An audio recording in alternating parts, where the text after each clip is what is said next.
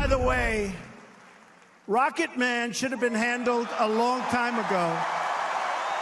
He should have been handled a long time ago by Clinton.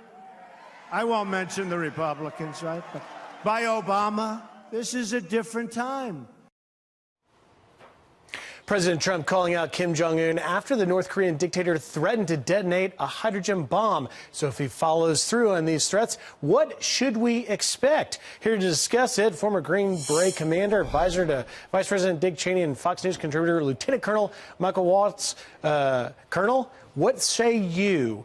Is it time to finally act? It's been more than 22 missile tests since the beginning of the year. Is it time to do something?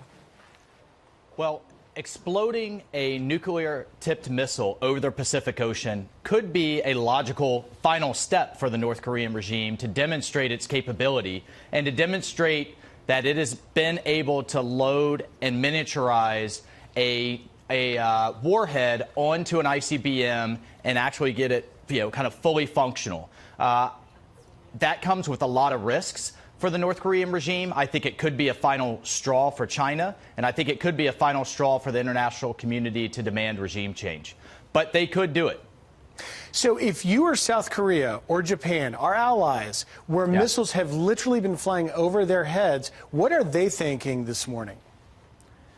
So a couple of things. The South Koreans are in discussions with the United States about reintroducing tactical nuclear weapons back into the South Korean peninsula. The Japanese are relooking their constitution, which prevents them from having offensive military capabilities, and actually making that massive change in their society so that they could go on the offense. Really, who we need to be talking to this morning is China.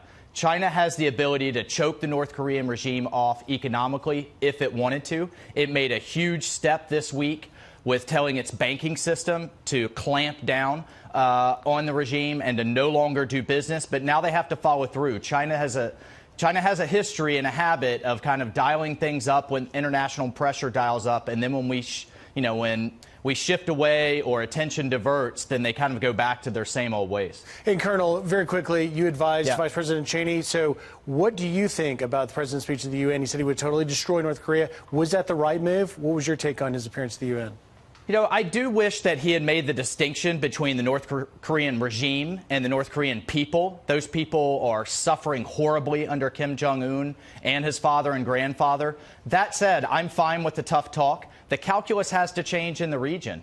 Right now, from China's perspective, and I think that's who he was talking to much more than he was talking to North Korea, that, right now, from China's perspective, this is our problem. This is a South Korean problem. It's a Japanese problem. It's not theirs.